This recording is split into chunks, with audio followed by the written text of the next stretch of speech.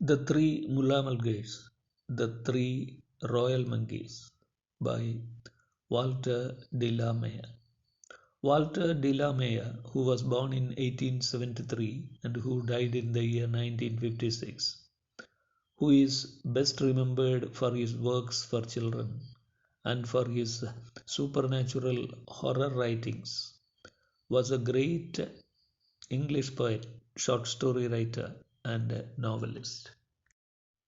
His The Three Mulgars that was published in 1910, that was later retitled as The Three Royal Monkeys, a fairy tale, is considered as a classic animal fantasy.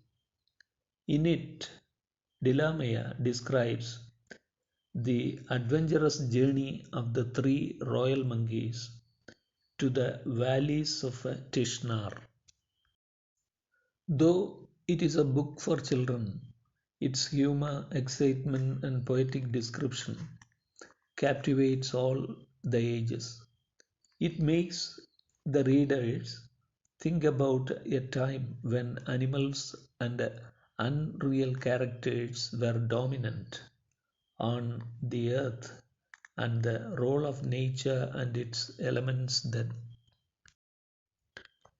Mutta Matuta, an old grey mulgar who is in her deathbed, tells her children Thumma, Thumbula, and Ummanoda, Niza, Nila, that they should go to the valley of Tishnar, their father's country, after her death.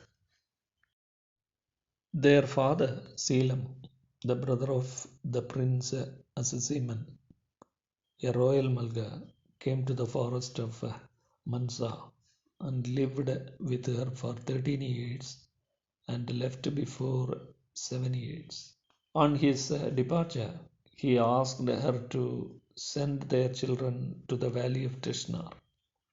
To get help from Tishnar, he left the Wonderstone for his children there. Moreover, he taught his children how to make fire, to scent, to take honey, to find ways with the help of stars, to make huts, and to speak in the common languages for forest monkeys. Thumb, Thimble, and Node are the short names of them. The mother instructs Node to spit on the milk white wonderstone and rub 3 times softly to get help from Tishnar. She says that he should not lend or give away that wonderstone to anyone. Among the three, Node has magic in him to use the wonderstone. They leave their home after the death of their mother. On their way, some pigs destroyed many of the things that they have. They see squirrel tails and ephalandos. When one ephalando raises him, he says that they are the servants of Tishnar and escapes from it. After 5 days' journey, they see the dwelling of a Ganga Mulgar. To cross the river that was filled with crocodilos, they need the boat of the Ganga Mulgar. Though Ganga Mulgar presents Node, he escapes from the Ganga Mulgar and they cross the river on the boat of the Ganga Mulgar. When they eat the bread that Node has taken with him from the Ganga Mulgar, they became unconscious. When Node opens his eyes, he finds that he is imprisoned by many mules. They were actually wounded by the poisoned darts of the minimules. However, with the help of the Wonderstone, they all escape on three Zavaras, the horse of Tishnar. But on the way, Nod gets separated from his brothers. Nod gets help from Misha, an old grey hair, Quata, and is saved from Minimur. Then Nod meets an Umgar, who is a human, anti-battle. He teaches Nod to speak English words. Misha meets Nod and tells about Immanala, the queen of shadows, that will kill the Umgar. If he wants to save him, he should kill Immanala. To that, he needs magic, cunning, and courage. With the help of the Wonderstone, Nod kills Immanala and leaves him with his brothers to the valley of Tishnar.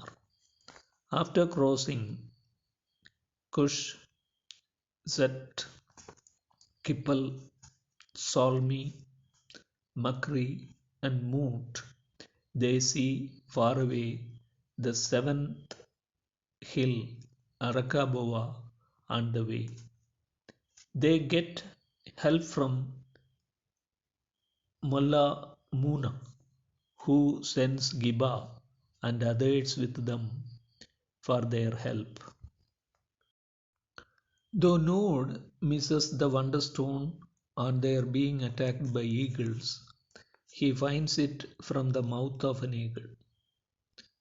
From the story narrated by Giba, Nod and his brothers come to know that he has known their father who once passed those ways. Again, with the help of the Wonderstone, Nod and others safely cross the phantom guarded orchards, the Mulgar Meres.